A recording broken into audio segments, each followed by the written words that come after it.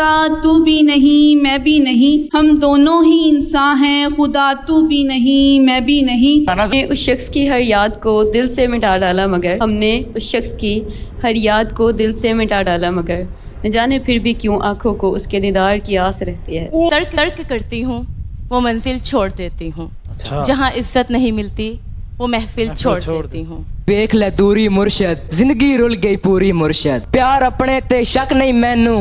तो इस वक्त शेर व शायरी पाकिस्तान का एक नेशनल ट्रेंड है और बात सिर्फ यहीं खत्म नहीं होती, शेर व शायरी हमारे सिलेबस में शामिल है। अब पूरी की पूरी शेर व शायरी में सिर्फ आशिकी माशूकी होती है, इसके अलावा कुछ नहीं। ऐसे बहुत मोहब्बत करती हूँ, बहुत ज्यादा। मैं शादी करूंगी तो सिर्फ उसी से। 2 दिन की मोहब्बत ने 20 साल का बाप का प्यार भुला दिया, कैसी ये तेरी एहसान फरामोशी है। और ये अब्बा सारे जमाने का वेला अब्बा है, करने का कुछ है नहीं, बेटी की पर्सनल लाइफ पे नजर रखता है सिर्फ। इतनी पाबंदी और सर्वेलेंस करने के बावजूद भी औलाद गंदी निकली।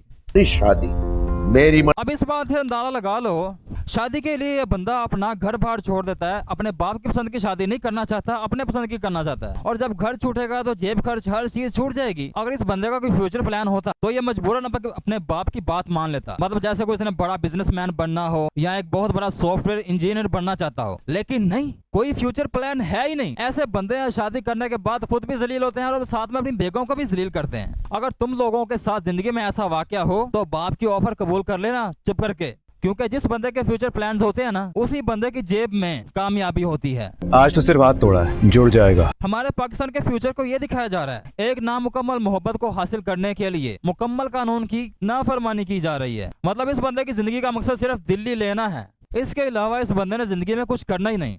ऑब्वियसली माँ बाप तो अपनी औलाद की भलाई चाहेंगे कि हमारी गंदी औलादें खुश रहें अपनी जिंदगी में। अब ये मुमकिन नहीं हो सकता कि इतनी देर तक 20-25 साल तक एक लड़की को तुमने जवान किया हो और वो 2 दिन में अपना ऐसा रंग बदल दे के पहचाने ही ना जाए। कुछ करैक्टर भी होना चाहिए थोड़ा सा। जो आज से 4-5 दिन रोटी को चोची कहती थी, आज रोटी कहना शुरू कर दी है, और वो भी सीना तान के। अब ये आंटी कह रही है तो हमारी शराफत है कि हमने पुलिस में रिपोर्ट नहीं कराई। क्यों नहीं रिपोर्ट कराई, क्यों शराफत दिखाई? ये कोई शराफत का जमाना है भाई? तुम्हारा हक है कानून की मदद देना। हमारे मुल्क का कानून वेला पड़ा हुआ मोटा हो ही जा रहा है, थोड़ी सी उसकी भागदौड़ कराओ, थोड़ा पतला तो हो। शराफत की किसको पड़ी है? टीवी ड्रामों में दिखाई जाने वाली स्टोरी तकरीबन 70% हमारे मुआशरे से मुताबिकत में मुखालफत रखती है, लेकिन फिर जहेज की लानत को क्यों दिखाया जा रहा है? पैंचो में वो इतना अच्छा लग गया। हम भी तो यही बकवास कर रहे हैं, थोड़े टाइम में वो इतना अच्छा लग गया। अब सेंसिबल बंदे को इस गंद में नहीं पड़ना चाहिए। अगर तुम्हारे साथ जिंदगी में ऐसा वकूआ हो जाए, तुम्हारी होने वाली मंगेतर किसी और से मोहब्बत करती हो, चुपचाप और शराफत से पाकीज़गी से उसे छोड़ दो।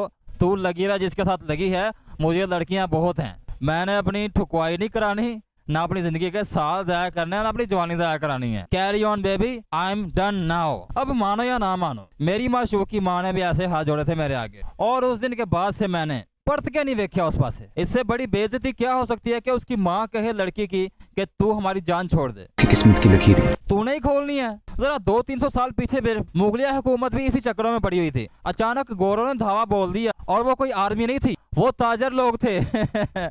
जस्ट इमेजिन, ताजरों ने अपनी प्राइवेट आर्मी के जरिए से इतने बड़े हिंदुस्तान पे हुकूमत कायम कर ली। व्हाट द, और अभी भी वही चल रहा है। कितनी कमजोर है, लगता है इसके खावंद इसको कुछ खिलाया पिलाया नहीं है, इससे भी सख्ती की होगी। अब बेशर्मी की भी हद होती है यार। ये तो ड्रामा है, डायलॉग बाजी हो रही है, लेकिन हकीकत में कत्लो गारत होती है। फिर इस ड्रामे में जो सबसे अच्छा कैरेक्टर है ना, वही कबाड़िया ही है। बड़ा प्रैक्टिकल बंदा है, मतलब है तो कंजूस, लेकिन सिखाने के लिए बहुत कुछ है इसके पास। और हो सकता है आगे जाकर इस कैरेक्टर की वजह से काफी ड्रामे में ट्विस्ट पैदा हो। अगर वदीमा की तरह इसके कैरेक्टर को भी अचानक ड्रॉप कर देंगे, मतलब जो इसकी आदतें हैं अचानक से बदल जाएंगी, तो फिर ये भी कैरेक्टर बेकार हो जाएगा। अब ऐसी गंदी औलाद से ना होना ही बेहतर है जो पुलिस का मुंह दिखा दे। अब क्या हमारा कानून इस बात की इजाजत देता है? हमारे मुल्क में कानून बनाया हुआ है जो वो अंग्रेजों का है, और वही कानून अब तक चल रहा है। बेट्स मोटेल अमेरिका की एक वेब सीरीज है, और ये बंदा साइको है और मर्डरर है। यकीन मानो मैंने 5 के 5 सीजन इस वेब सीरीज के देखे हैं, लेकिन एक बार भी पुलिस ने इसके भाई को गिरफ्तार नहीं किया, एक बार भी नहीं। और ये बड़ा चिल मार के फिर रहा था। नालायकी की भी कोई हद होती है। हमारा यह पुलिस कल्चर बहुत ही गंदा है, घटिया है। हमें इसके बारे में थोड़ा एजुकेट होना पड़ेगा, पुलिस के इन घटिया टैक्टिक्स को टैकल करने के लिए। जबकि असल हरामदा बैठा है। और वेले ये तो बता दे कि तू इतना वेला बैठ के सर्वेलेंस करने के बावजूद भी अपना घर कैसे चला रहा, ठाट बाट से रह रहा है, त्रेड से भी रह रहा है। हो मामला लड़की का और बात थाने तक ना जाए। अब पुलिस वाला और ये दोनों ऐसे बात कर रहे हैं जैसे गहरे दोस्त हैं। लग ही नहीं रहा कि ये पुलिस है।